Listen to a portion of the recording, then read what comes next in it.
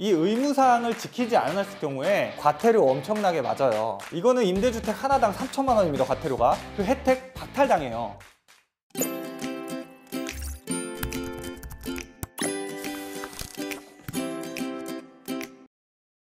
안녕하십니까. 이 다주택자들에게 굉장히 필수적으로 세금을 아낄 수 있는 제도인 이 주택임대사업자 제도. 자, 그동안 이 제도가 있으면서도 사실상 정부에서는 관리를 하고 있지 않았는데요. 이제 본격적으로 이 주택임대사업자들을 관리하면서 제대로 의무를 지키지 않은 임대사업자들에게 과태료를 본격적으로 부과하겠다는 소식입니다. 자, 그래서 오늘 어떤 내용인지 한번 영상 준비해 봤습니다. 자, 본 영상 시청하시기 앞서서 좋아요와 구독하기, 또 알람 설정 버튼 눌러주시고 시청 부탁드리겠습니다. 자, 그럼 한번 본격적으로 시작해 보도록 할게요. 자, 이 주택임대사업자라는 제도 너무나도 이제는 많이 알고 계십니다. 근데 이 주택임대사업자라는 제도가 다주택자들이 이 주택임대사업자를 활용하면 이 세금 혜택을 받을 수 있는 굉장히 유용한 제도예요. 근데 이게 양날의 칼인 게요. 이렇게 혜택도 있지만 그만큼 이 임대사업자가 지켜야 돼, 따라야 할 이 의무사항도 존재를 합니다. 근데 이 의무사항을 지키지 않았을 경우에 엄청나게 큰 이 페널티가 있어요.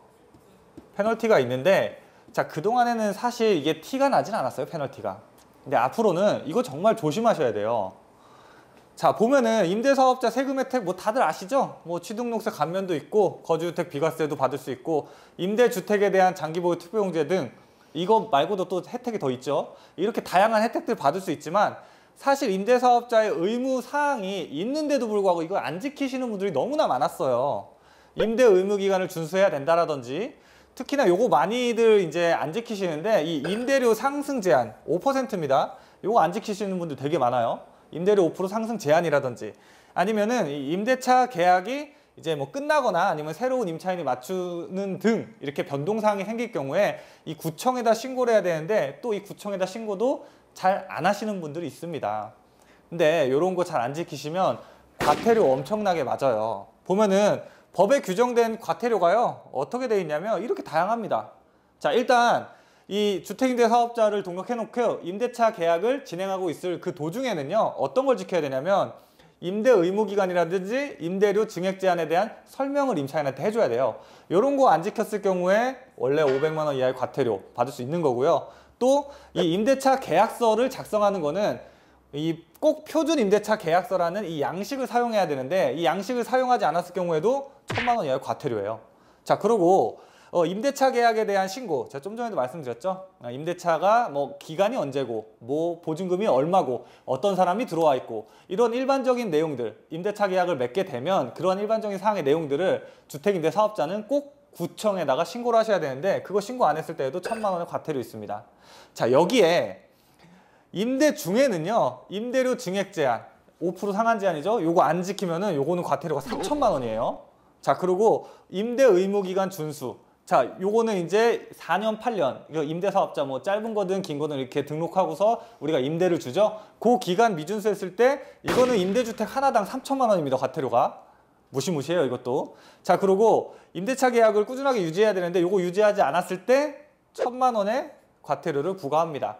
자, 앞서 최초 계약 시 임대차 계약을 맺을 때 임대사업자가 지켜야 될 의무들은 이렇게 과태료가 있는데, 밑에 임대를 지금 주고 있는 이 도중에도 과태료 있다고 했죠. 자, 이 부분은 단순하게 이렇게 과태료만 있는 게 아니라 추가적인 페널티가 있어요. 자, 어떤 거냐면 요거 만약에 안 지키시게 되면 임대사업자가 받을 수 있는 그 세제 혜택 있죠? 그 혜택 박탈당해요. 혹은 미리 혜택을 보셨던 분들은 세금 다시 혜택 본 거 토해내셔야 돼요. 과태료에 추가적으로. 그러니까 어마어마하게 불이익을 받을 수가 있습니다. 자, 그런데 아직도 그냥 임대사업자, 그러니까 집 많이 갖고 있는 사람들이 임대사업자 무조건 등록해야 된다더라, 그렇게 그냥 얘기만 듣고 그냥 무턱대고 일단 등록만 해놓으신 분들이 많아요. 이런 의무 같은 거 있는지도 모르고 지키지도 않으신 분들, 그러니까 신경을 안 쓰고 계시는 분들이 너무나도 많단 말이죠, 주변에. 그래서 그간에는 이 정부에서 이거를 그냥 이렇게 크게 신경을 안 썼는데, 앞으로는 요거를 확실하게 조사를 해가지고 정말 위법 사항들이 있으면, 의무 사항을 지키지 않은 것들이 있으면 확실하게 단속하겠다라는 내용이에요. 자, 어떤 내용이냐면 요거 옆으로 옮겨야겠네요. 자, 어떤 내용이냐면 이렇게 보도자료가 나왔습니다. 사실 보도자료는 굉장히 일찍 나왔어요. 지난 2월 말에 나왔습니다. 2월 말에. 자, 어떤 내용이냐면 등록 임대 사업자, 그러니까 주택임대 사업자죠. 공적 의무 위반, 그러니까 임대 사업자가 지켜야 될 의무를 위반했을 때 그 어떤 위반 사항이 있는지 이런 것들을 합동 점검을 실시하겠다라는 보도자료가 이미 벌써 3개월 전에 나왔어요. 이미. 그래가지고 이 보도자료의 자세한 내용을 보면은 이 임대차 계약 자진 신고 기간을 부여하겠다라는 겁니다. 그러니까 아까 보도자료가 2월 마지막 날에 나왔죠. 2월 말일 날 나왔는데, 자, 3월 2일부터 6월 30일까지 이달 말까지입니다. 자, 이달 말까지 해당 기간 중에 위반 사항을 자진 신고했을 경우, 이 자진 신고했을 경우에 과태료를 면제해 주겠다라는 내용이에요. 자, 근데 여기서 우리가 알아야 될 거, 이 경미한 사항이라는 게 도대체 뭐냐? 자, 여기서 말하는 경미한 사항이라는 거는요, 표준 임대차 계약서를 써야 되는데 그 계약서를 쓰지 않은 경우, 자, 혹은 우리는 임대차 사실 신고라고 부르는데 임대차 계약을 맺고서 아까 그 말씀드렸던 것처럼 어떤 임차인이 들어왔는지, 계약 기간은 언제인지, 또 뭐 보증금은 얼마인지 이런 일반적인 사항들을 구청에다 신고해야 된다고 했죠. 그 신고를 하지 않은 것들, 이런 것들을 경미한 사항이라고 봐서 만약에 그런 사항을 6월 말까지 자진 신고했을 경우에는 이 과태료를 면제를 해준대요. 그러니까 이렇게 놓치셨던 분들, 그동안에 크게 신경 쓰지 않고 계셨던, 막연하게 그냥 등록만 하면 되는구나 라고 생각하셨던 분들은 이 기간 내에 꼭 신고를 하셔가지고 과태료를 면제받으셔야 됩니다. 자, 그런데 이 자진 신고 기간에도요, 신고를 하더라도 구제받지 못하는 경우가 있어요. 자, 어떤 거냐면 임대 의무 기간을 지키지 않았을 경우, 자, 혹은 임대료 증액 제한, 그러니까 5% 임대료 상한을 지키지 않았을 경우에는요, 정상적으로 과태료가 부과가 됩니다. 이 자진 신고 기간 안에 신고하더라도. 자, 왜 그러냐면 이런 이 임대 의무 기간 미준수라든지 5% 임대료 상승 제한, 요거를 안 지키는 거는 이 제도가 실시되고 있는 그 본질, 그러니까 임대 시장을 안정적으로 끌고 나가겠다라는 이 본질을 어긴 거기 때문에 요것들은 봐주지 않겠다라는 거예요. 그래서 요런 사항이 이미 하신 분들은 요거는 안타깝지만 요번 자진신고 기간에 하셔도 어떻게 구제가 안 됩니다. 이거는 뭐 감안하셔야 돼요. 자, 요런 사항들을 꼭 체크하셔가지고 내가 여기에 해당된다면 신고를 자진신고 기간 안에 꼭 신고하시기를 바라겠고요. 자, 마지막으로 이거는 임대사업자 등록해놓고 많은 분들이 헷갈려 하시는 분들이 있어서 특히나 질문사항 중에 많이 나왔던 내용 2가지만 추려가지고 제가 한번 이렇게 적어놔 봤습니다. 자, 첫 번째는 어떤 거냐면 임차인이 계약 기간을 못 지키고 나가는 경우에 임대료의 증액 여부인데요. 자, 무슨 말이냐면, 자, 우리가 임대차 계약을 할 때 전세를 예를 들었을 때 보통 전세는 기간이 2년이죠. 2년의 기간을 맺고서 전세 계약을 체결을 합니다. 혹은 2년이 되기 전, 뭐 1년 이렇게 계약 맺는 분들도 있어요. 근데 이렇게 2년보다 더 밑에 계약 기간으로 계약을 맺는 경우에는 주택임대차보호법상 2년으로 임차인이 요구를 하면은 2년까지 인정해주게끔 돼 있죠, 이미 법에. 그래서 어쨌든 보통 일반적으로 우리가 전세를 맺으면 임대차 계약은 2년이라고 생각하는데, 자, 이런 경우가 있어요. 자, 2년 계약을 맺고 임차인이 이제 임대를 들어갔는데, 자, 갑자기 임차인이 한 7개월, 8개월쯤 거주를 하다가 내가 갑자기 사정이 생겨가지고 여기에 거주를 못 하겠습니다. 지방으로 내려가야 돼요. 그래서 좀 황급히 좀 계약을 좀 깨고 좀 짐을 빼야 될 것 같아요. 이런 분들이 심심치 않게 발생을 합니다. 계약 기간을 못 지키시는 경우가. 자, 그렇게 됐을 때 새로운 임차인을 맞추게 되면, 그 임차인은 나가고 새로운 임차인을 맞추게 되면 그러면 나는 임대료를 기존에 임차를 맺었던 그 임대료로 놔야 되는 건지 아니면 5%를 상승해 가지고 놓을 수 있는 건지 헷갈리시는 분들이 굉장히 많아요.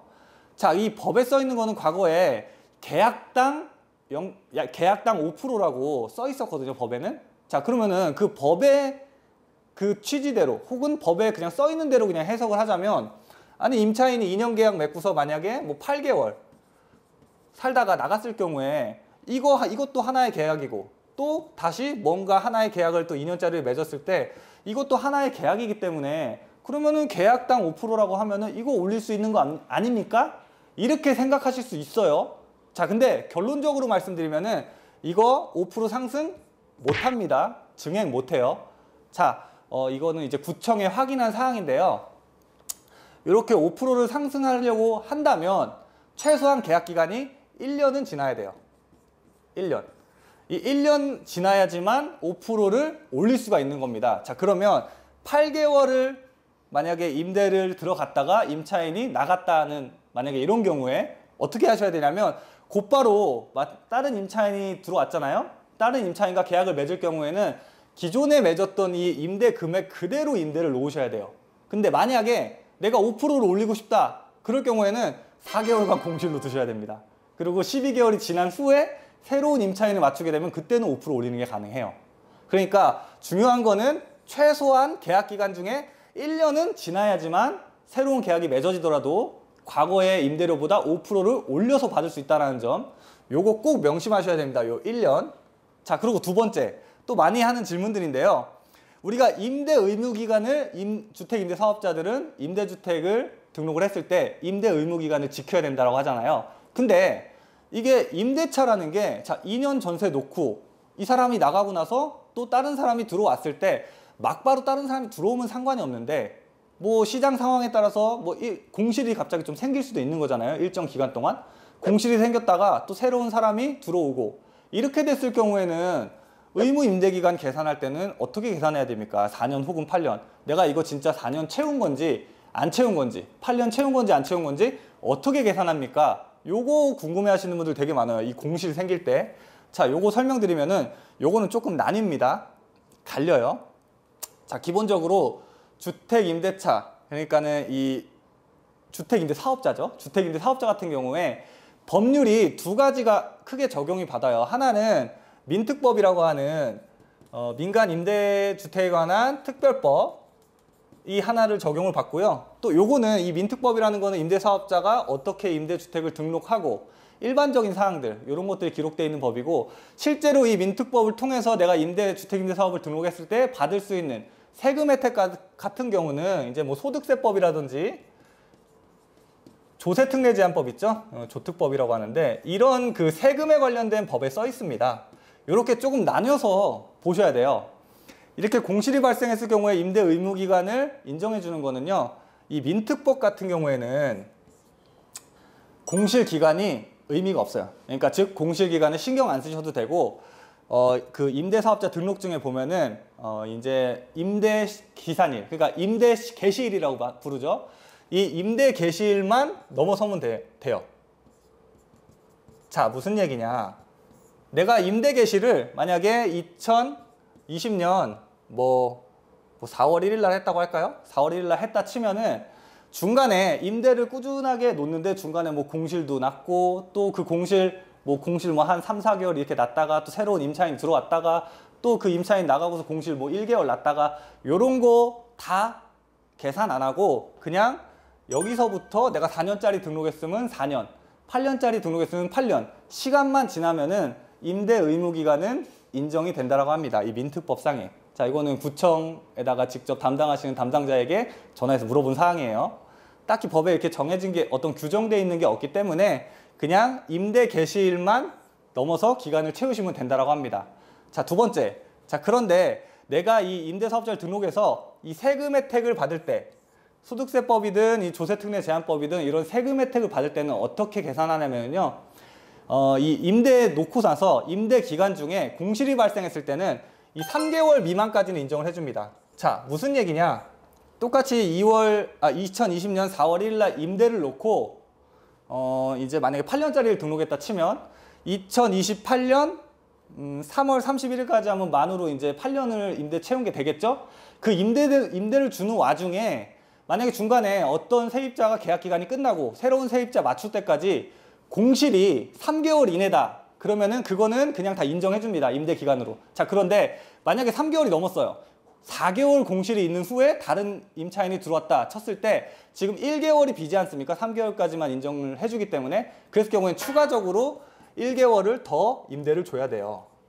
즉 3개월까지만 공실 기간이 인정이 되고, 기간 인정할 때 공실 3개월까지만 인정이 되고, 3개월이 넘어서는 거는 추가로 임대를 하셔야지 그 의무 임대 기간 세금 계산할 때는 반영이 된다는 점 명심하시기 바랍니다. 자, 오늘 준비한 내용은 여기까지입니다. 자, 오늘은 이 주택임대 사업자 참 혜택도 주고 의무사항도 있는 이러한 제도지만 앞으로 정부에서 좀 더 타이트하게 관리를 시작한다. 7월부터 관리를 타이트하게 시작한다는 내용으로 영상 준비해 봤습니다. 임대사업자 참 잘만 활용하면 이 다주택자 입장에서는 세금을 많이 절세할 수 있는 이 방법인 만큼 그에 관련된 의무 임대사항 혹은 이제 임대사업자의 의무사항들 잊지 말고 기억해 두셨다가 철저하게 지켜서 세금 혜택도 꼼꼼하게 받으시길 바랍니다. 자, 오늘 준비한 내용은 여기까지입니다. 오늘 준비한 내용이 좋으셨다면 좋아요와 구독하기 또 알람 설정 버튼 눌러주시기 바랍니다. 자, 그러면 저는 다음에 더 좋은 영상으로 찾아뵙도록 하겠습니다. 감사합니다.